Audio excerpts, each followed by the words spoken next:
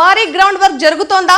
వచ్చే ఎన్నికల కోసం పార్టీ అధినేత వైఎస్ జగన్మోహన్ రెడ్డి వ్యూహాత్మకంగా ముందుకెళ్తున్నారు చర్చ రాజకీయ వర్గాల్లో సాగుతోంది.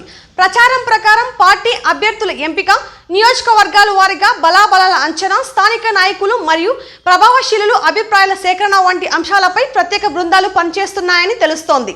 అలాగే కొత్త ముఖాలు అవకాశం ఇవ్వడం, సామాజిక సమీకరణలను పరిగణలోకి తీసుకుని అభ్యర్థుల ఎంపిక చేపట్టే దిశగా కసరత్తు జరుగుతోందని ప్రచారం ఉంది. అయితే ఈ విషయాలపై వైఎస్ కాంగ్రెస్ పార్టీ నుంచి అధికారికంగా ఎలాంటి ప్రకటన వెలువడలేదు.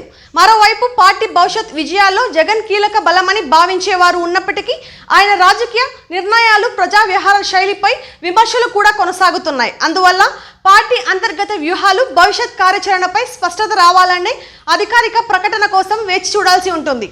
ఈ అంశంపై మీ అభిప్రాయం ఏమిటో కామెంట్లో తెలియజేయండి. తాజా అప్డేట్స్ కోసం డిఆర్ ఫోకస్ ఛానల్ని సబ్స్క్రైబ్ చేయండి. ఈ వీడియో నచ్చితే లైక్ చేసి మీ స్నేహితులతో షేర్ చేయడం మర్చిపోవద్దు.